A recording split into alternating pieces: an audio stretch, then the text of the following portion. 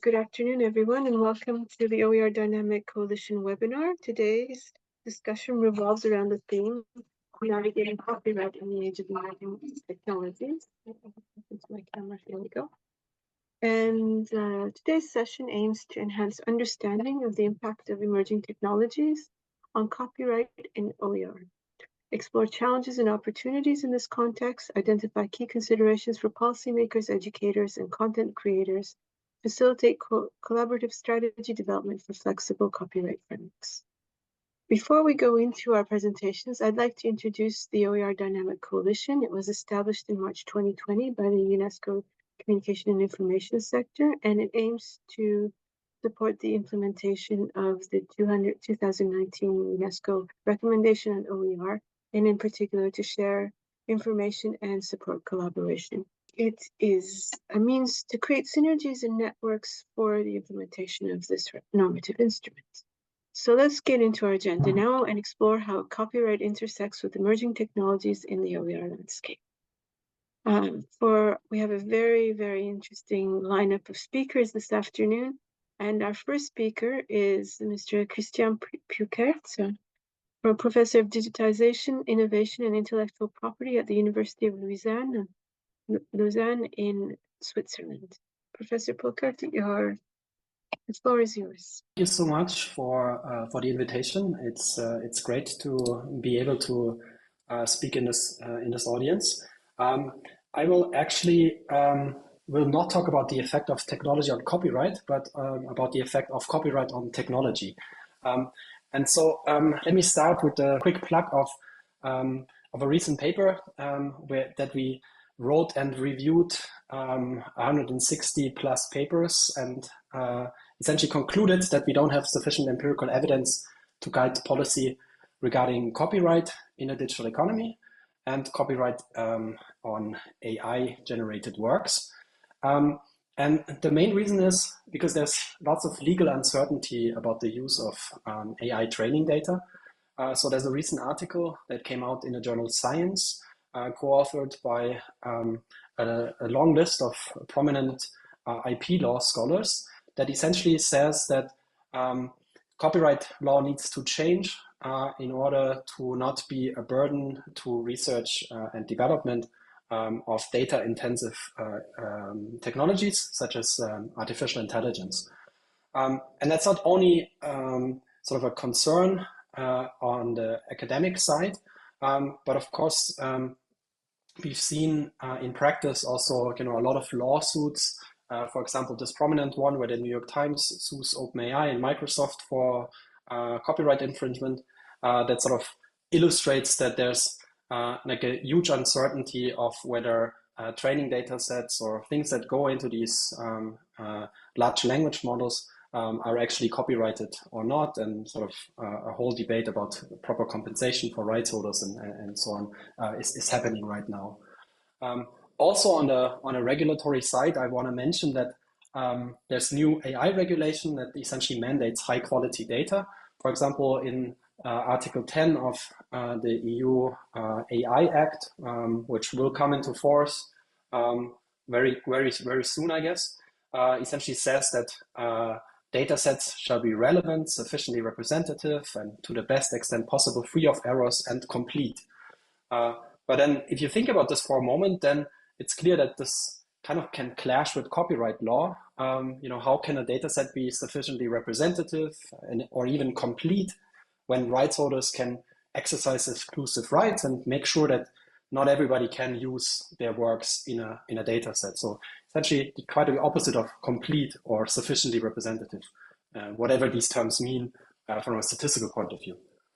And that means that copyright law can essentially introduce bias into data sets and therefore into AI outputs, which is kind of the opposite of what this whole AI regulation is supposed to do, supposed to create AI outputs that are inclusive, that don't have any biases. And I think that's the intention also of the data requirements that are in the AI Act. So what to do about this?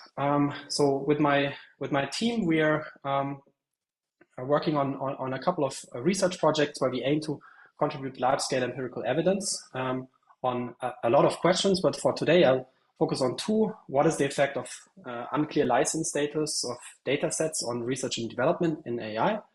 And second question is, what's the effect of these text and data mining exceptions, or the lack of text and data mining exceptions in copyright law around the world on innovation in AI? So let me tell you a little bit more about these projects and also share some preliminary results. So on the first question, I think we can say that unclear license status actually can slow down AI research.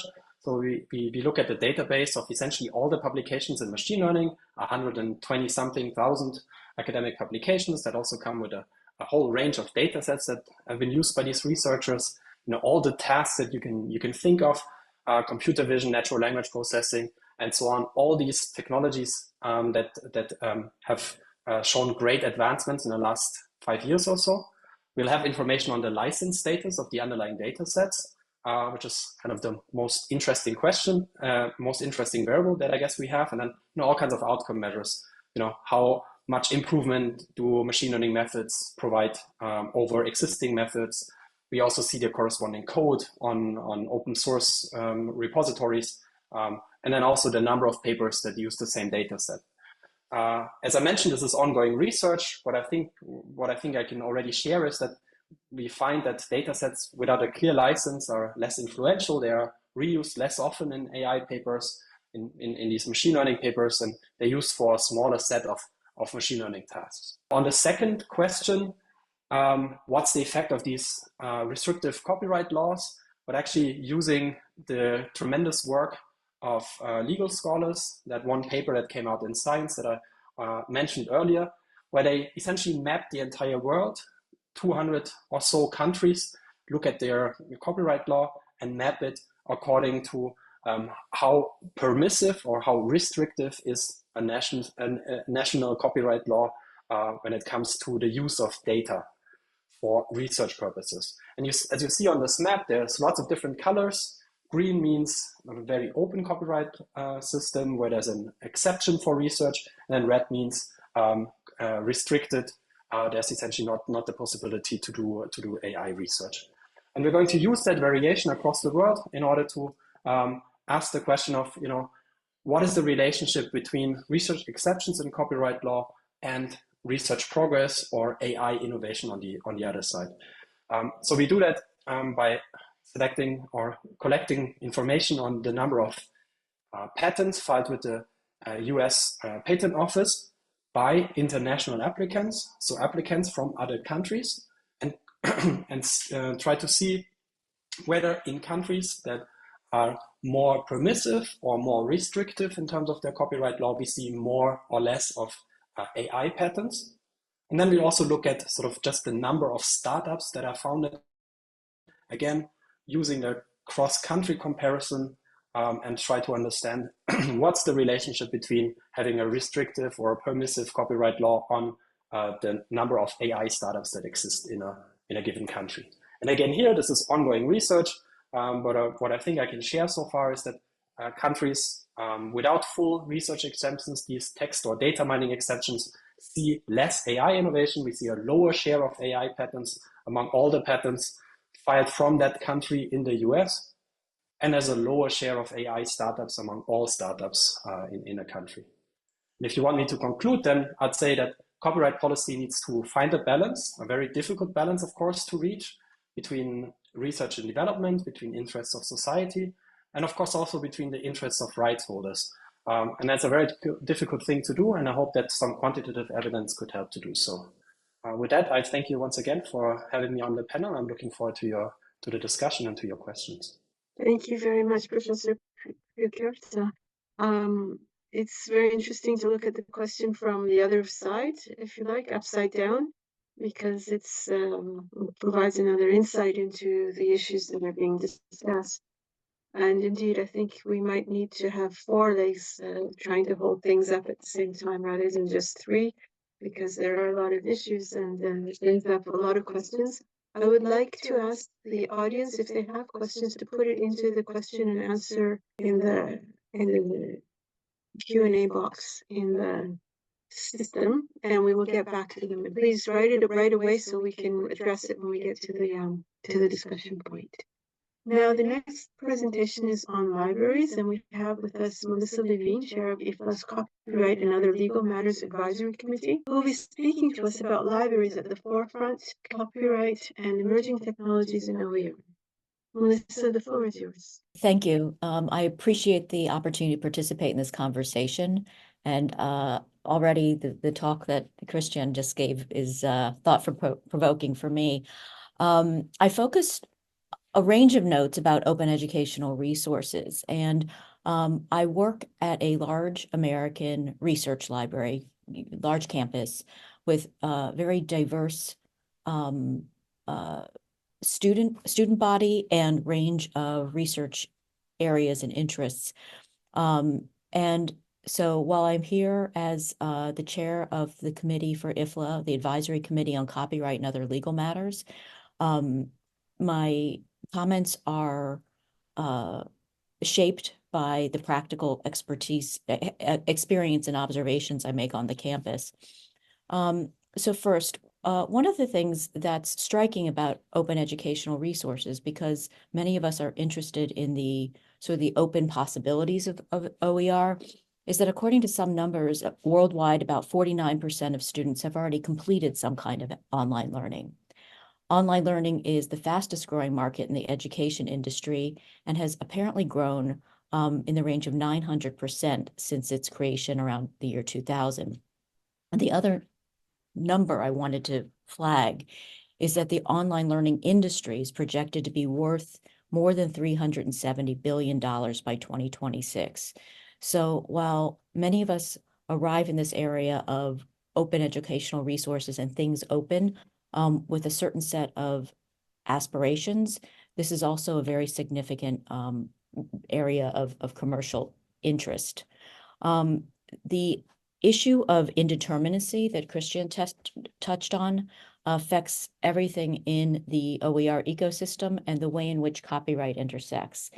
And that ecosystem, copyright in general, and everything that copyright touches is always evolving in response to law and technology.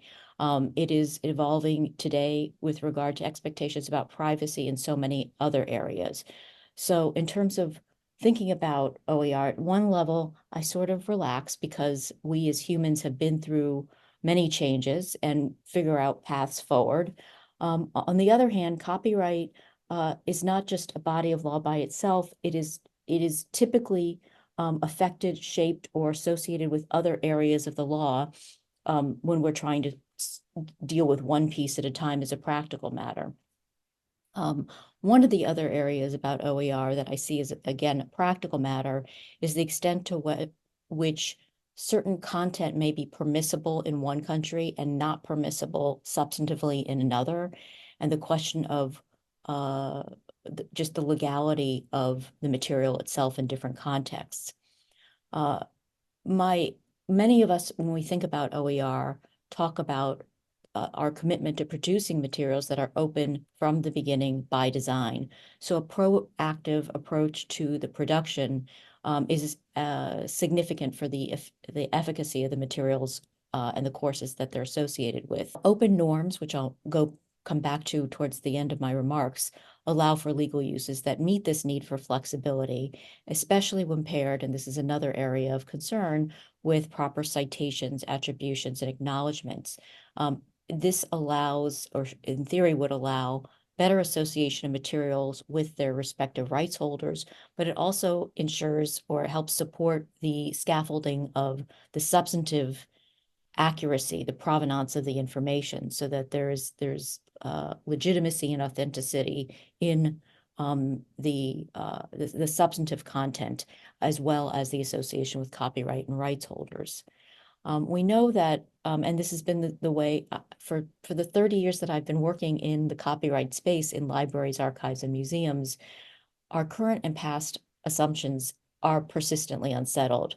And again, I like to think of this as the norm, not the exception. So whether it was photocopies in the 20th century or websites in the 90s, we have to continue to find better and more appropriate metaphors for the tools that we're working with. And copyright is always catching up with where we are technologically. And it is difficult because we don't know at any given time what paradigm we're working in. And so it's difficult for us to make assumptions about what we're doing and how we're approaching it. And the kind of empirical research that Christian was describing is vitally important and incredibly helpful for these discussions. They help map literally how things are being used, will be used, and where we can make changes to better support the uses of the technologies towards our social aims. A few sort of more specific kinds of observations from my campus experience. One of the key concerns I see is that our students and today's learners often feel they're doing something wrong when they're engaged in what I would consider reasonable behavior. So in the United States, one of the key limitation and exceptions to copyright is fair use. It's a very important tool for education, research, and scholarship in the United States. And I still get many questions from students and faculty who want to make uses of materials or are creating materials that they want to manage. And they feel that they're doing something wrong when they're using works that in ways that in fact are perfectly legal. So I'm concerned about what I'll call consumer behavior in this space and their own understanding and empowerment towards the rights that they do have. At the same time, I see a tendency to disregard copyright because it is so complex.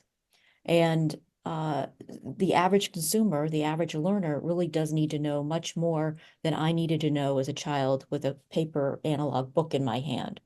So we have a lot of complexity in the way in which our consumers, our campuses, as it were, approach the creation and the use of OER.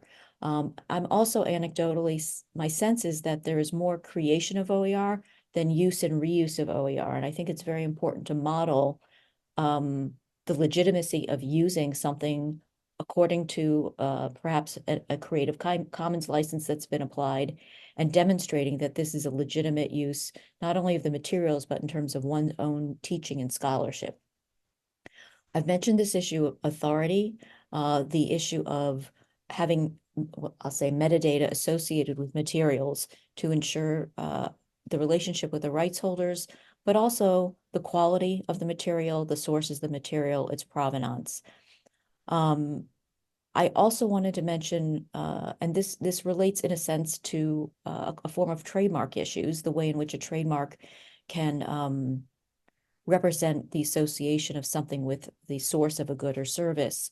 Modular open educational resources are increasingly associated with badging, accomplishments, certifications, and these kinds of standards are quite important, particularly, well, really in any field, but certainly in continuing education, vocational training, things where we want to know what it means that someone has completed a particular course of inquiry that might be outside the formal academic environment. In terms of thinking for policymakers, educators, and content creators, how do we navigate all of this? Well, one of the other things that I've alluded to is teacher and faculty behavior. Thinking about how they are recognized and rewarded, what are their incentives? I've seen in the K-12 space, earlier education, teachers that actually do not want to share their course materials. They are afraid of their quote unquote ideas being stolen, and a shift in their own understanding of the value of what they might be contributing, and the incentives to contribute open materials with confidence, I think, are important behavioral areas that we need to look at, both the incentives and the understanding of people who are experts who are making the course materials themselves. I also think with things that are open, there tends to be a fear of infringement or plagiarism and a conflating of these two different things. Finally, I mentioned I would come back to open norms. I want to mention that Knowledge Rights 21 recently did a study on fair use and fair dealing globally that I commend to you. in terms of thinking about how open norms could be of extraordinary help in this space. The other piece that I wanted to mention was the World Intellectual Property Organization, or WIPO's, commission of a toolkit on preservation. There are two other toolkits that are anticipated, one on access to materials, but one on education and learning, educational materials that would be openly licensed and technologies in education. So those are two very particular areas that I think align with the UNESCO 2019 recommendations and warrant engagement and thought about. So I will stop there. One last thing, I'm sorry. I do think that both no-cost open educational resources are invaluable, but I do think part of the solution is the what I'll call low cost of association of OER with library resources. And I do think that libraries are part of the solution to energizing certain aspects of OER that might not lend themselves to a fully open approach. And now I will stop. Thank you very much, Ms. Levine, and thank you for making the link between OER and libraries and the issue of actually access to information, access to learning through open licensing and the important role that libraries play. Now I'd like to give the floor to Dr. Javiera Atenas, who's going to speak. Javiera is the Senior Lecturer in Learning and Teaching Enhancement at the University of Suffolk in the UK. And Javiera is going to speak today on policy, copyright, and emerging technologies. Javiera, the floor is yours. Thank you, Zeynep, and thank you, colleagues. Your presentations have been very, very inspiring and very thoughtful, so quite a lot to think about. In my case, what I want to bring here is a bit of like more reflections on how we navigate the conundrums and actually the storm in copyright and AI when we think about designing curriculum and designing open educational resources. There are two angles in these conversations. And I'm just looking at purely from the perspective of someone that develops capacity in open education and open science to a wide range of stakeholders, mostly colleagues in academia. Even though AI presents opportunities to create personalized and adapt resources in all shapes and forms, we need to be very much aware of the risks that implies, not just in the excessive use of AI for things that can actually be manually handled, but also we need to consider on the biases that are encrusted in the data sets they're being used to train the algorithms, to train AI.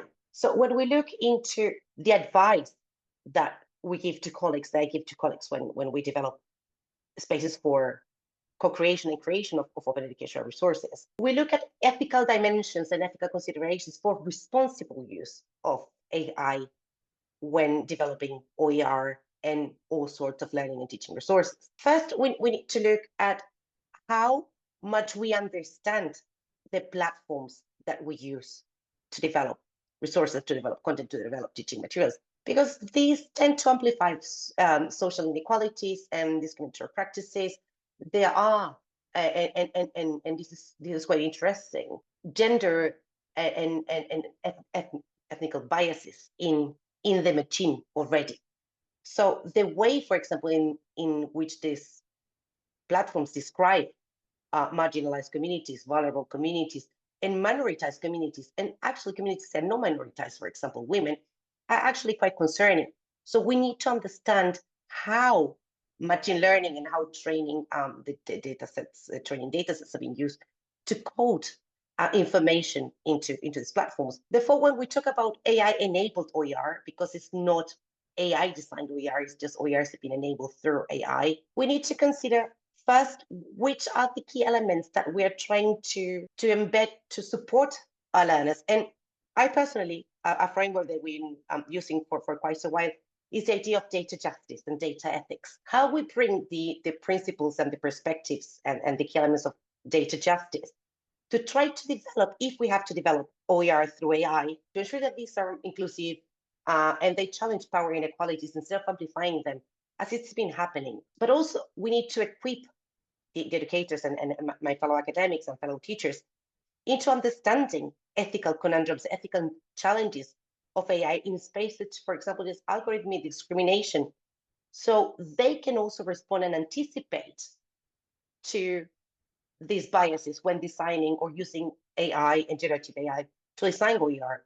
So they question the materials that they're designing, applying a critical lens, a critical perspective on the design of OER when using AI.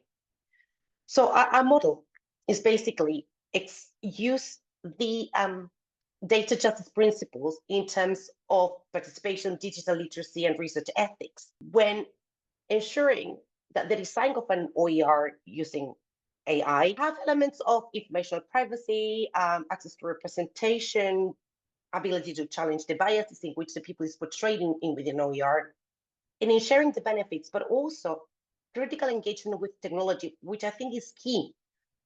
Ensuring that the learners and also the academics involved in the processes of creation and co-creation of OER have agency into deciding the output of or the final outcome of an OER, but also they discuss elements of discrimination in a socially responsible way to foster participation. So when we look at the elements of impact of AI in emerging technologies, for me the key is to follow what governments, for example, are doing and what the European Union is doing, what UNESCO is promoting amongst many other organizations, is promote the responsible use of AI for content creation, that we ensure that we are compliant with copyright laws, that we understand how, for example, exceptions affect us in a specific context. So how exceptions affect us when we're working in the UK, obviously when we're working in Brazil or we're working in South Africa. So we implement responsible mechanisms for the use of AI that respect copyright, but also attribute responsibly licensing to copyright. Because one of the challenges, and we were discussing this with the open education community, is how do we license it? Nobody has an answer. I don't have an answer. But how do we ensure that we are using materials that much likely copyrighted when we use AI, because nothing is spontaneous generation in here, that we ensure that the proper attribution, licensing, and recognition of labor in designing a content that also have materials that have been produced by someone else are clearly represented. So, for example, developing repositories that enable wider dissemination of OER, but also that instead of designing the OER through AI, use AI to generate metadata to fairly index these OERs, to ensure interoperability amongst platforms, which is something that is not happening very often anymore, because we have lost quite a lot of the worth of repositories that we used to have 10 years ago. And also to use AI responsibly in a way, for example, that to use it to translate or to adapt an OER rather than to create a new one. Because we also need to be aware of the impact of AI in excessive use of AI in the environment, the amount of water it consumes, the amount of energy it requires. So instead of like using it to create something new, to reinvent the wheel constantly, we use it to translate. We use it to contextualize. We use it to personalize. Ensuring, of course, that we put at the heart of this process respecting our privacy and considering personalization in terms of also cultural sensitivities of our learners. If we look at in terms of policy making, which is something that is a kind of hot discussion, we need to make sure that our policymakers and people that also work in this sort of reforms in education and the complex world of education, research and academia, open science, and education in general, have a solid understanding of copyright laws and open licensing. We still face some challenges when we talk with educators and people that is making policies about understanding open licenses. Sometimes we forget that they don't know as much as they should. And also they are aware of regulations in terms of data protection and privacy, and they understand not just the general regulations in terms of copyright, but also they understand their national context of copyright. The UK is quite different from Brazil, quite different from Pakistan. Each country has their own normatives around copyright. Therefore, it's very important that people working in policy in this aspect have a thorough understanding. And in the case of existing policies, because we have met over 300 policies in terms of OER in the last few years, and also in the work that we have done with the UNESCO coalition, policies need a kind of a refreshing and an update post-COVID. that also include the challenges and the solutions and benefits that AI can propose in terms of open education and digital education. Provide, even though we've been doing it for ages and we keep saying, oh, but we've done it forever. We've done loads of training in open licensing. I think we need to do it more and more and more because people need to be very aware of the value of open licensing in terms of how the use and reuse of OER can help us respect copyright regulations. So when we explore the ecosystems in terms of recognition of tools to protect copyright content, we need to also think about AI as a great tool to help us indexing and developing metadata to facilitate access and retrieval of OER in databases. The full collaboration between library, data centers, IT teams, learning designers is key. And therefore, the guidelines should be co-created amongst all these different stakeholders. But in terms of reflecting about how or what do I do with AI, which is a fast, cheap, quick solution, cheap in terms of most they don't have to pay for it, but the environment is paying a very high price for it. What do I do? So the questions that we've been posting, this is part of the work we're doing with Leo Havemann, Nicholas Caldwell, and other colleagues, and Rob Farrer in this area, and also colleagues in Italy, is to look at to think literally, do I really need to use AI to develop an OER? Can I instead reuse an OER and translate it and adapt it using a little bit of AI? Do I know? Am I familiar? Do I have an understanding of the platforms that I'm using? Or I'm just jumping in the newest shiny tool that just pop into the market that I don't know how it's handling privacy, data collection, or any other thing? Are there any other resources that already exist that I can use and remix to mitigate, for example, the environmental impact of the use of AI? When I'm developing these OERs and, for example, open textbook, am I using AI to create a sense of criticality? Am I embedding data justice principles to develop critical literacies in terms of AI algorithms and machine learning? Am I sure that I can fairly attribute others and acknowledge others, the ones that really created part of this content, to develop my OER? Because AI, again, as I said before, the information doesn't come from spontaneous generation. There are labor rights issues behind it. There are, as our colleague Christian presented before, there are issues about using content that is copyrighted in a not very legal manner. And also, I need to think in terms of privacy and cultural sensitivities. Do I know? Have I thought? Have I reviewed? Am I challenging the way that the algorithm, the machine, the platform is portraying the people that I'm portraying in my OER in a fair and clear manner? Is representative. Women are people from different backgrounds showcased in my OER in a fair and ethical manner. So I think sometimes we need to detach a bit from the idea of working with the technology and think critically for that. This is an example of work that I've been doing with my colleague Nicholas Caldwell here at the University of Suffolk. We came with a very, very simple tool that I'm going to show you later, but this is basically a decision tree to help educators. We're in the pilot version, so it's just a simple form. We hope to make this to properly work as a proper code and a proper system to embed it in a website. Now we're just piloting to see how people is responding to it, and so far it's been so good. But basically, asking the same questions I asked before. Do I really need to use AI to create this OER? Am I creating an OER or copyright learning object? Why am I using AI? Am I using AI for text? Am I using AI for images? Am I using AI for animations? And basically, this little decision tree will guide you to think about how you can license it, where you should share it, to make sure that you just have a little check around how people is portrayed, how text portrays people, and to have a little critical thinking space on, is it fair? Am I doing it right? Is it fairly licensed? Am I sure that I'm not using copyrighted material that is not being acknowledged? And basically make an effective decision on design of OER or learning resources in general. So have a play, and I'm going to be sharing these slides.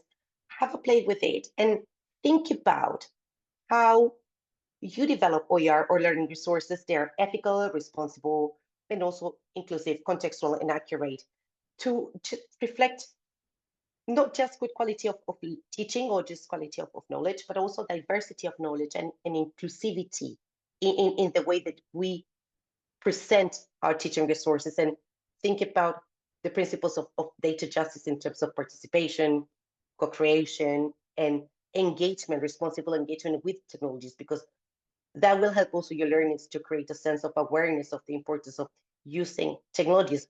Today's AI, tomorrow we don't know what it's going to be, but regardless of the technology we use, we always need to use it responsible in a way that we contribute to society rather than taking and benefiting from society. Happy to answer some questions later on.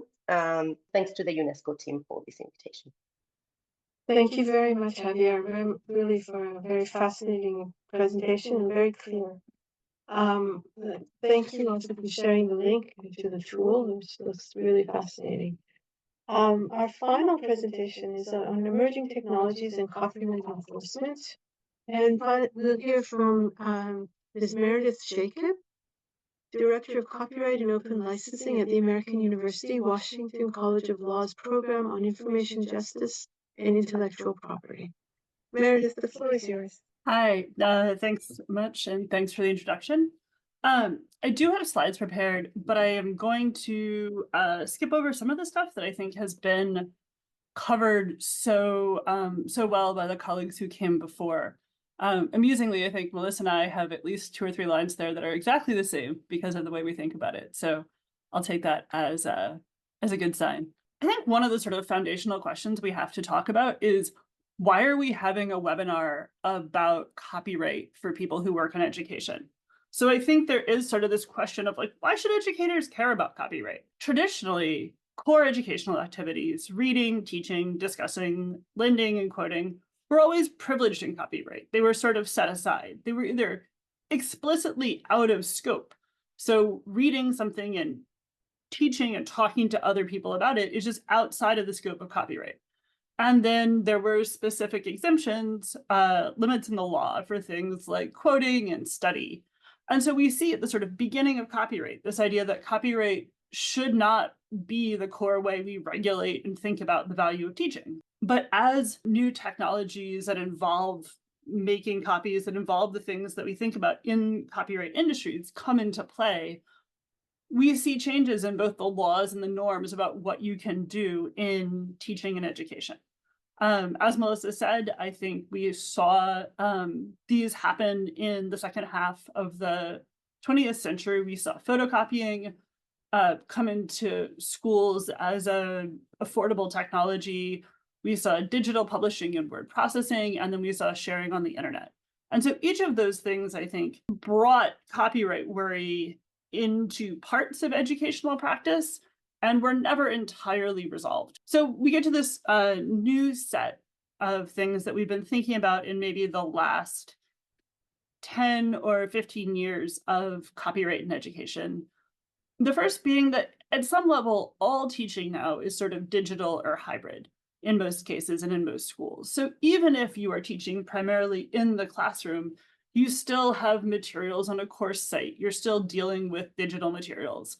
And so a lot of the settled practice that teachers felt, that educators and professors felt, of being able to not think about copyright in the context of what they did in their classroom practice has been brought sort of back into that space by the nature of hybrid and digital teaching.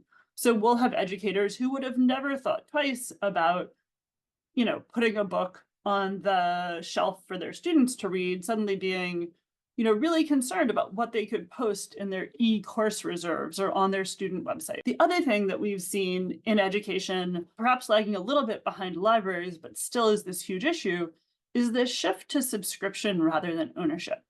So traditionally, educational institutions and libraries bought teaching materials, bought research materials, and then they owned them. Even if you subscribed to a journal, you owned the copies that you physically had. And now we see that across the whole range of intellectual property goods, from software to music and movies, to books, to journals, to moving to things that are a subscription or a license purchase, but not real ownership. And that has a couple of consequences. One is it limits your flexibility. every country's national copyright law gives some flexibilities to educators and researchers and to students. And those flexibilities can be limited by the subscription terms. So even though you might have the legal right to do something, those subscription terms could tell you that you couldn't. The other thing that that ends up doing is it ends up privileging the contracts and the subscription terms over your other mission goals. So even though you might have core educational mission requirements to serve all your students, including students with disabilities, including students of low socioeconomic status, you might say, actually, no, I can't make you an extra take-home copy of that because the subscription terms say I can't. And so we see this sort of unequal power disparity where people feel obligated to prioritize subscription terms over other mission risk. And then I think the final thing we see, particularly the open community, is this idea that you have a teaching community beyond just your school. So if you're working in open education, you're not creating materials just to share within your school, and you are creating materials to share more broadly. And so there, things that may have felt settled in the moment of sharing them within your classroom feel riskier when you're sharing them out there. And I think that uncertainty, as others have talked about, can lead people to really conservative behavior, and conservative behavior that actually has a negative impact on teaching and learning. And so that brings us to the question of sort of what's changing now? What is changing in the moment here? And focusing on the technology, I think is sort of everyone's mind about generative AI and machine learning, I think we're seeing a couple different trends at play. One, I think, is for folks in the open educational space and in the sort of open internet space is this huge pushback on the extractive feelings around the big tech AI tools. And I think that that instinct is really strong, but we should be careful about what the ways in which it is sort of channeled into action. We don't want to, in an effort to sort of limit the extractive use of content to build big AI tools, I think we want to be really careful not to advocate for or support the expansion of copyright to cover core activities that are part of education and research and sharing those things out. So I think for people working in education and research to not sort of automatically buy into ideas about needing licensing or permission to learn from something, that the ability to sort of freely get information from published material is an important part of education and teaching. And to, support or advocate for the expansion of how those copyright rules apply, I think is something that will have really bad downstream consequences for education and sharing. In evaluating AI, I think, as others have said, we have to think about both what are the positive potentials and then the negative risks. So positive uses of AI technology may include improving language access as AI translation improves, and also can be used for sort of background glossing and context.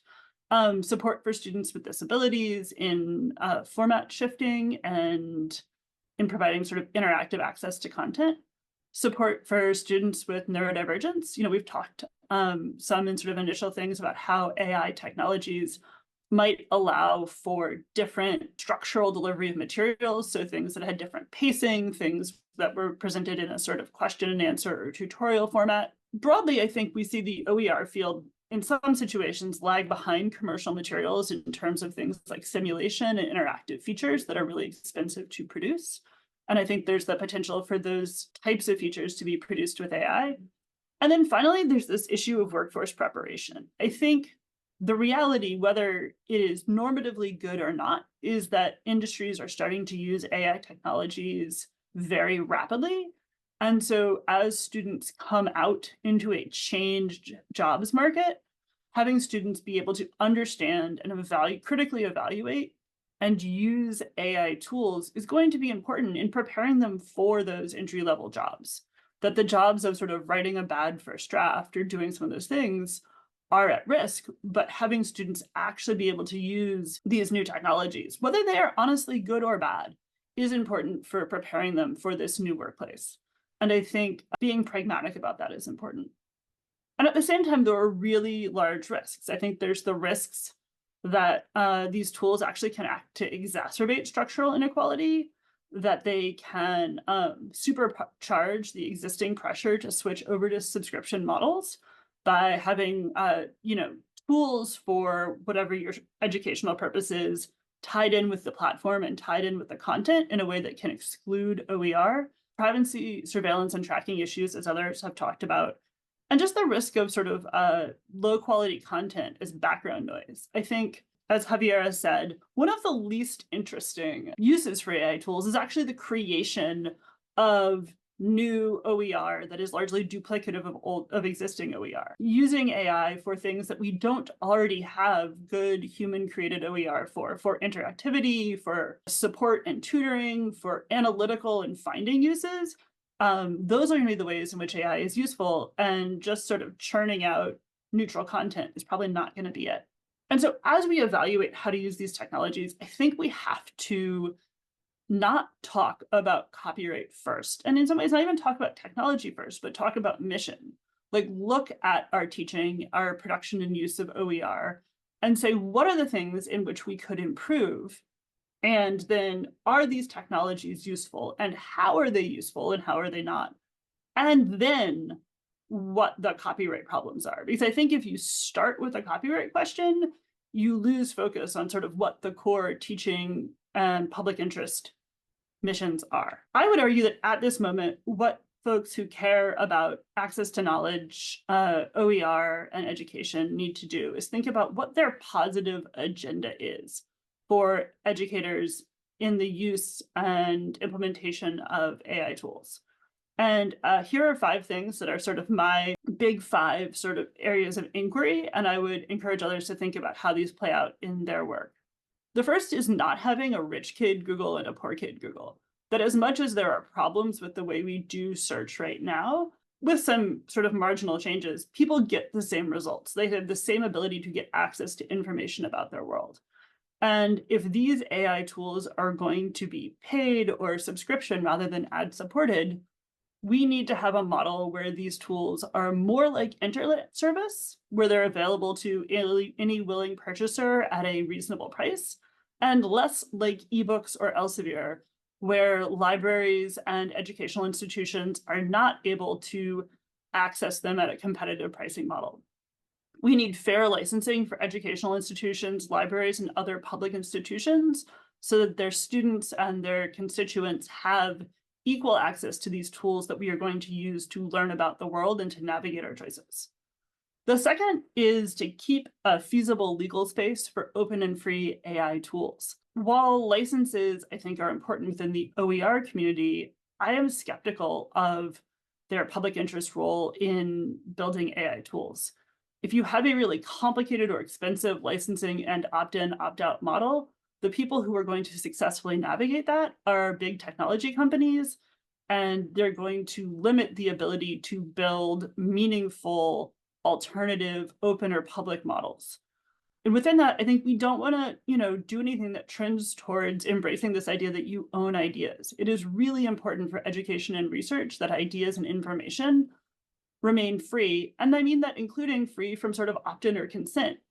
I think that you need to have this idea that information can be used and can be free. The third thing, is to own the educational resources. We've been on this slide of, purchasing textbooks, purchasing subscriptions, purchasing licensed content, and that limits our ability to negotiate. I think we have to continue to push back and support the idea that academic institutions and public institutions should produce and own educational content. And that includes fighting for interoperability, not accepting tools that require them to purchase their content, and to continue to build OER, but also the open tools to use and deliver it.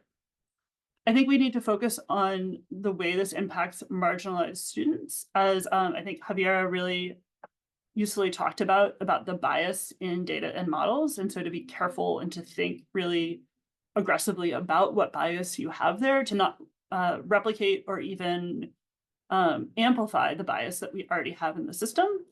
And at the same time, I think we need to think positively about the ways in which AI tools could support students who are currently marginalized, students who are learning in a second language, students who have disabilities, and students who have sort of needs for different educational supports. And then finally, I think having a positive agenda about privacy and commercialization. I think we want to make sure that student data is protected, that student tracking is prohibited, and to think through this positive agenda. So I think there is no single answer about, is AI going to be good or bad for OER? We have to have an agenda to make it good, because it is going to impact it either way. Thank you very much, Ms. Jacob. Thank you. And I think it's clear. I don't think we even have the choices to decide whether AI is good for education or OER. It's there. The question is, how do we ensure that it serves our needs and the needs of learners and the needs of information circulation, growth of knowledge in a positive and ethical manner that serves the needs of humanity and our learners and ourselves as individuals on this planet and lifelong learners. Thank you. With that, we really have had a really interesting discussion, and there are 2 questions in the chat for Javiera. I think you see it. I'm going to read it out loud for the interpreters. I wonder, Dr. Atenas, I wonder if it is fair to say the issues of bias in AI are significantly different with the creation of content from humans. I, of course, do agree that we should always check for bias when generating comments. Javiera, the floor is yours. Thanks, Fahid. Yeah, I think we always need to check biases, and actually we need to be aware of our own biases, which requires a reflective exercise in a conversation to ourselves that is key as an educator to have. The problem with biases in AI is that they are amplified, because I might have my own biases. But when I use certain models of AI that are being using biased data sets, that actually data sets are being racist, for example, for centuries. And we look about, for example, data from redlining, that is data that was actually digitized in early computing times, which is deep racist data. The problem is amplification of biases. The use of inappropriate language. When I question the language I use, for example, gender neutral language to talk about people, AI is not trained with that reflectiveness. Therefore, we have to think about how, in simple things, people be called they, them, they. How do we recognize those patterns? And actually, how we look at big biases, how big biases are ingrained. There is one exercise that I do with my students in a postgraduate degree in education. And we look at theories of learning and teaching, something as simple as theories of learning and teaching. Ask them to ask ChatGPT for who are the key theories, who are the main theorists. And it gave me a bunch of white males. When I asked another tool to do a portrait of the key theorist, again, a bunch of white males. Even theories so important as Maria Montessori or bell hooks are not portrayed. And this is the sort of things that we need to reflect, because the amplification of biases is even more riskier than a single human bias. And that's why I think responsible use of AI in a critical and deeply reflective way is key in the way that we not just develop OERs, but we develop curriculum, for example, a learning and teaching activity. Thank you very much, Javiera. The next question is from Tel Neal, the UNESCO chair for OER in Brasilia. In light of the concentration of AI development in a few countries and in the hand of a few corporations, are there any emerging novel approaches to open licensing which might restrict certain activities or groups, e.g., use of data sets by for-profit corporations, used in specific contexts only, research, for example? Meredith, would you like to respond to this one first, and then I'll open the floor to the other speakers? Sure, and I think there's obviously everyone on the panel may have a really valuable contribution here. I would say that I am honestly very cautious about the usefulness of a restricted purpose license for sort of 2 reasons. One, I think, is that broadly speaking, I think that areas in which we assume or advocate for fewer copyright restrictions are going to be more enabling for people without structural power, for not-for-profit corporations, for educators, that I think it's more useful for them to just assume that we have a baseline where you can do these things. The other is that specific purpose licensing is really tricky. You know, even within the Creative Commons licensing world, where we only have a very limited number of licenses, we see a lot of angst about what is non-commercial, right? There's much ink has been spilled about what non-commercial is. There's a fairly active disagreement between people working, for example, in the United States and people working in Germany about whether using CC BY and C materials in a tuition-bearing public institution for education is a non-commercial use. And I think making this hard to navigate is going to privilege the most sophisticated actors and exclude the people who have less money and time and power. And so I have not seen much in the past that makes me think that trying to have a narrowly tailored license is valuable. I think building open alternatives is hugely valuable. So I think thinking about what are the ways we could collaborate in a sort of large distributed project to build, you know, large public or open models, really valuable. Things in the sort of large collaborative project space, yes, 100%. In the sort of trying to make licensing shape behavior, I think generally no. But I'm happy to disagree on that. Thank you, Meredith. Christian, would you like to add anything? Yes, thanks. I completely agree with Meredith. I don't think closing down copyright will be very useful. I just had a thought on sort of. I also like the idea of creating open alternatives, and I had a thought on that. Actually, a couple of thoughts. So one is in the AI development space, you actually see a lot of open source technologies being used, and a lot of big companies are actually open sourcing the technology. We don't quite understand, and by we I mean economists, we don't quite understand why, because you don't make money with that, and there's several theories on why for-profit organizations would engage in open source activities.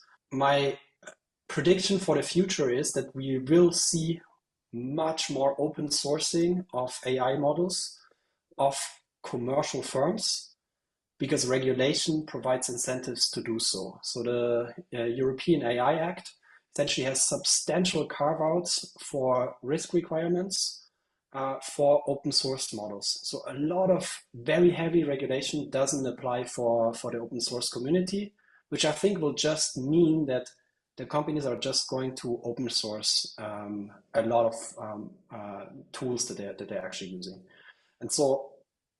And that will make sense also economically, so from a business perspective, because essentially what they're making money with now is by selling computation power. They're not making money by selling models themselves or services. So it makes sense for Amazon, for Google to open source the technology, because in order to use the technology, you will have to use their data centers, and this is where they make money. And so that's my thinking on open source AI models. The second is that we discussed a lot about big tech companies, and I wanted to push back a little bit on this. So I'm an economist. I'm not a management professor. So economists dislike monopolies whatsoever. So we are here to make sure that nobody makes excessive amounts of money. So as an economist, I'm not worried about big tech in this space here, because if you look at who's essentially creating all these tremendous advances in AI technology, it's startups, it's small companies. Of course, now they're being bought up by big companies, but the reason why we have all this is because there was competition from smaller companies, and so at this stage, I'm not super worried about this. And you see that Google is struggling to keep up with OpenAI. Microsoft is buying essentially big parts of OpenAI in order to get ahead of the competition. Facebook is trying to do stuff, but it's I'm at this stage for that particular case. I'm not so worried about market power because I think we have a context at least for another year or so where there's lots of input from smaller companies. But having said that, I think what we also see is a trend in the commercialization of AI, where essentially there's the most insightful, groundbreaking, also commercially very successful things are no longer developed by university researchers. There's a big push towards commercial firms developing these. And the reason is it's incredibly expensive to train these very, very large models. And so a reason to, or a potential way to get out of this trap of, a concentration where only commercial firms and maybe even the biggest commercial firms that we have on the planet can afford to train these is to put more money into research budgets of universities. Thank you. Melissa, would you like to add anything? Well, I agree with almost everything that my colleagues have said. There's a few, the lens that I'm coming at this tends to be very pragmatic. I have seen sort of math and computer science professors who are very committed to producing and using OER materials, but they spend a lot of time on problem sets that they do not want open because that defeats the purpose. So in thinking about these things as a practical matter, how do we have I don't know whether there are different tiers of openness or different ways of treating different kinds of materials is important for the pedagogy. The other thing is it's hard to flip a class. So if you have a faculty member or anyone who's been relying, let's say, on a commercial textbook, for them to redesign a class around open educational materials is a huge time investment. And it's not something that's easily delegated, say, to a graduate student. So there are incentives that start to reinforce the use of the same commercial tools that don't necessarily support a direction to open that I think are realistic things that we need to be concerned with. One of the areas that I see this anecdotally tends to be in language classes. There are faculty I see who very much who teach language, would like to use or generate open access materials and are having a lot of difficulty with that. Some of the things that Meredith was commenting on made me think of this very essential question. Again, in a country where we do have fair use and we have this kind of exception that's built in both to our law and to our behavior, the question of what is the classroom? The switch from physical classroom and the language in our laws that assumes classroom use without examining understandably what a classroom was in 1975 and what a classroom might mean today means that there are questions about whether and how you can carry over apply the same exceptions in a learning management system, even where a class is not open, that it's a accredited class for a school. And these are sort of open questions. In terms of advocating for open norms and appropriate exceptions to copyright to support this kind of work, I am thinking what comes to mind is an initiative that's called rightstatements.org, which is an effort that Europeana and the Digital Public Library of America initiated some years ago, recognizing where you can apply a Creative Commons license to something in your collection, if you're a museum, library, or archive, that's ideal. But frequently, those organizations don't hold the rights. And so they're less able to make digital surrogates available for OER and for other kinds of uses.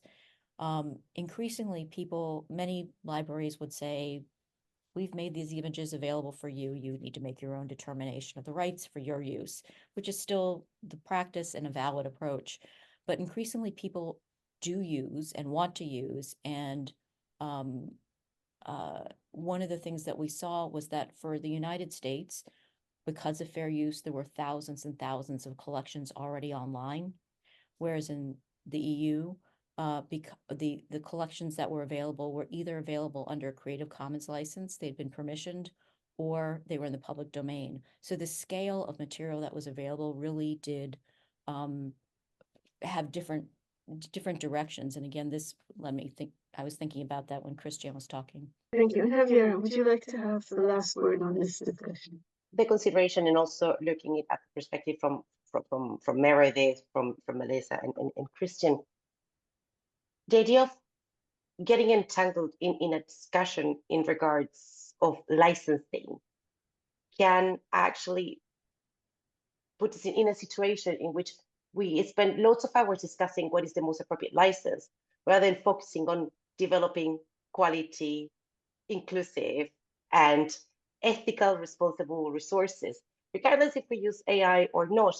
What we need to do is to focus on training people and educating people in the current copyright exceptions in each country. I think this is our work that we need to be more active as educators and collaborate with the librarians who actually know what they're doing. Unlike us educators, that sometimes we get confused about things in copyright, work together to understand copyright better, to understand responsible use of resources, digital resources in general better, work to understand copyright, open licenses, public domain, and for example, CC0, which is somehow alien to a lot of people. I think education, capacity building, and training is key before we try to think about a new license or a new license scheme. And also in the case of the use and reuse of open data, one of the things I like the most in terms of language, of semantic of this particular world, which is open data, is the idea of universal participation. If we want to be inclusive in the way that any sort of data produced by scientists or the governments that is openly shared, openly available for universal participation, we need to make sure that we develop the capacities for that participation, for people to be able to understand data, to develop data literacy as well, to understand and audit machine learning algorithms, instead of trying to focus on creating a new license. I think we have plenty of them. Sometimes we discover a new one. Not long ago, I discovered that the UK Parliament had an open Parliament license, completely unaware of it. Yeah, sometimes you have the surprise license, even though we've been in this work for quite a long time. So I think we need to refocus on capacity building again, in terms of understanding and critical understanding different elements of AI technologies, openness, to ensure that participation is enabled rather than focus on what do we do with this very specific piece of content. So yeah, I think IFLA, the colleagues at Creative Commons, the colleagues at Wikimedia have quite a lot of work, and I think we're gonna follow your lead on these areas. Thank you very much, Javiera.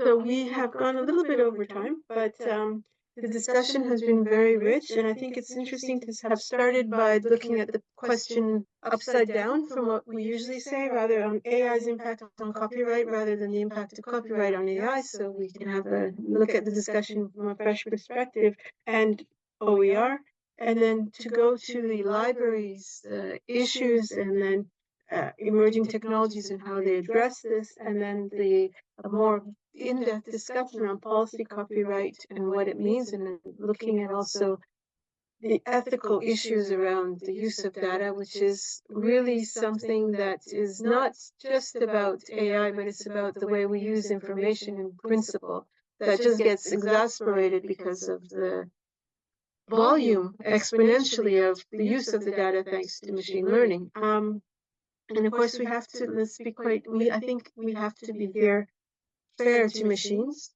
I think we have, if we're going to be fair about humans and be ethical about use of AI and data, if machines are not using data ethically, it's because of humans.